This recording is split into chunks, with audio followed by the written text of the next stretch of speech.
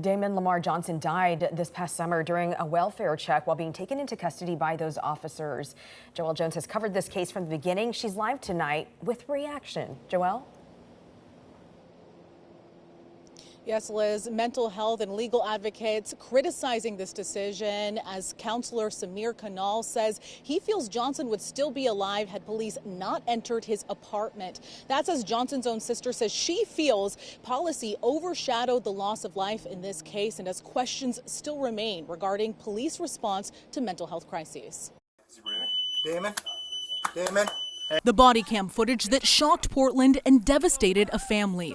52-year-old Damon Lamar Johnson handcuffed face down as police try to take him into custody last June. Roll over on your side. Take a breath. What do you want me to do? Just relax, roll over. Officers J.P. Duque Valencia, Travis Wortman, and Jason Epton responded to a welfare check at his North Portland apartment where Johnson, a Navy veteran, was reportedly in a mental health crisis.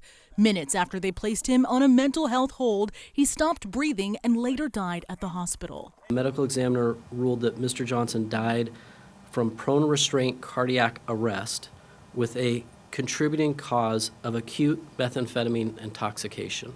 Chief Bob Day says the officers involved will return to in-house work as the Bureau conducts an internal review. I have not made a decision about whether or not this is within policy, and their return to this role should not be seen as a determination of whether or not it's within policy. Just the challenge is, does the Portland Police Bureau learn?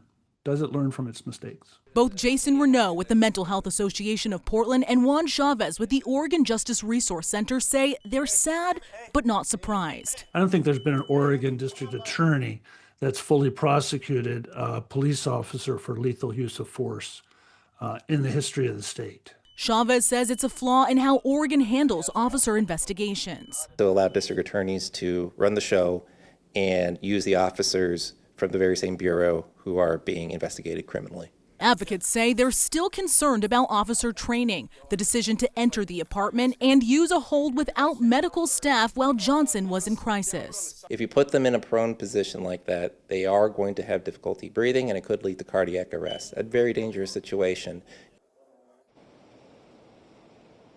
Now, I spoke briefly with Johnson's sister Terry. She called the decision disappointing, stating they say the officers were trained. I can't tell that from the camera footage. They're speaking to intoxication. I really don't think that excuses their actions.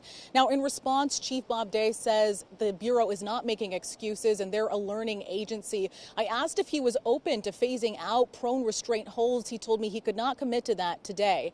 Now, DA Vasquez says they plan to release the full grand jury transcript, including the medical examiner's findings on Monday. So, of course, we will continue to track this very closely. Reporting live in downtown Portland, I'm Joelle Jones, KOIN 6 News.